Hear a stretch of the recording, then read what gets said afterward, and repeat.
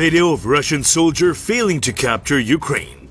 A video of Russian and Ukrainian soldiers engaged in intense trench warfare has gone viral on social media.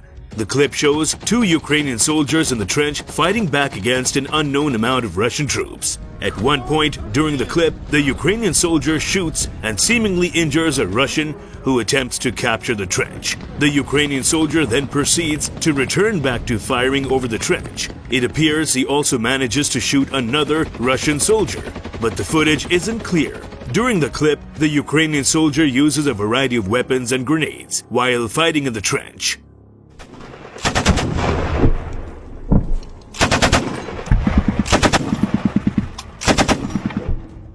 USGEG hasn't been able to verify when or where this footage was taken. Throughout the video, there is also a watermark to the British intelligence Telegram channel.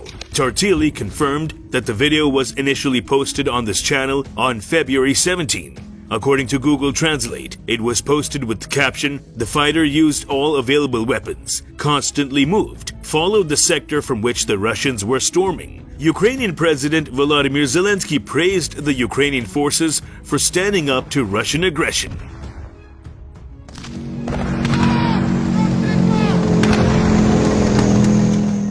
Ahead of the one-year anniversary for Russia's invasion of Ukraine, US-based think tank, the Institute for the Study of War (ISW), has reflected on Russia's tank losses. In a report over the weekend, the think tank said Russia has lost about half of its T-72B and T-72B3M main battle tanks. The ISW said the losses amount to the equivalent of around 16 tank regiments worth and is likely hindering Russia's ability to reconstitute its tank units rapidly.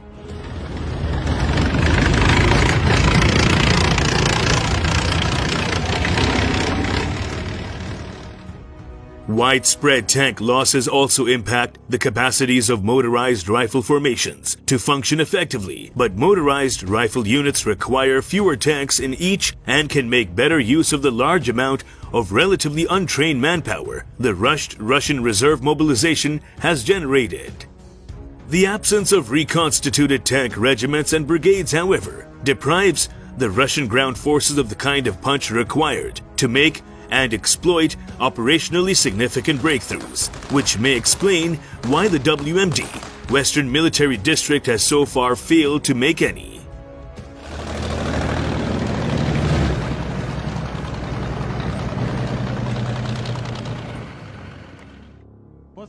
High Russian troop losses in eastern Ukraine are having an impact on Vladimir Putin's offensives in the region. In its daily update, the UK Ministry of Defense (MOD) said Russia has suffered many casualties, particularly in Bakhmut, as well as Volodymyr, where the elite 155th and 40th Naval Infantry Brigades have sustained very high losses and thus are likely combat ineffective.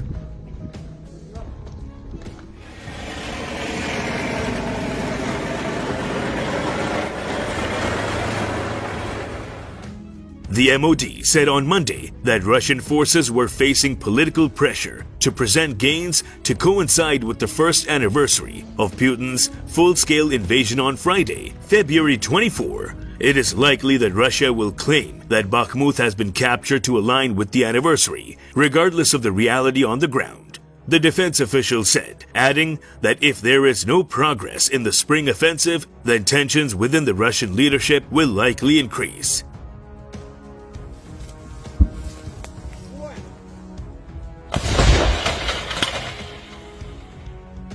Another Western assessment said Russia was struggling to replace equipment and probably lacked the resources to increase the intensity of its winter offensive in the Luhansk Oblast. ISW said on Sunday that there had been enormous Russian tank losses, enough for around 16 regiments. Russian forces almost certainly still have some reconstituted mechanized units in reserve, but these limited reserves to the Luhansk Oblast front line would be unlikely to change the course of the ongoing offensive dramatically, the think tank said.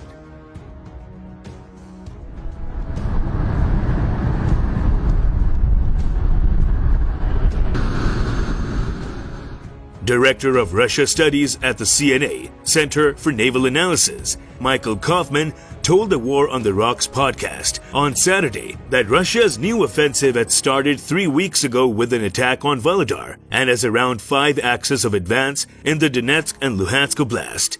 Describing the offensive as a bit underwhelming, Kaufman said it may grow in intensity but not likely to grow in scope unless there was another draft.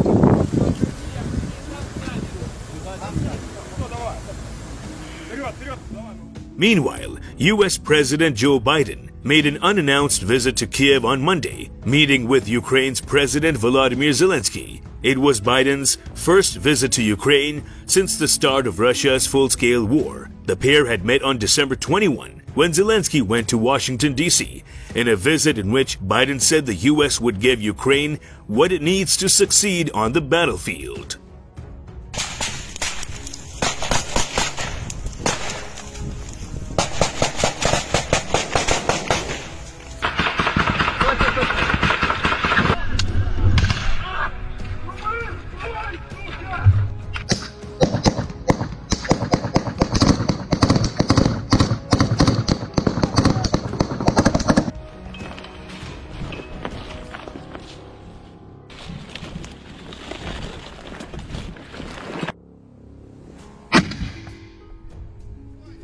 Смотри!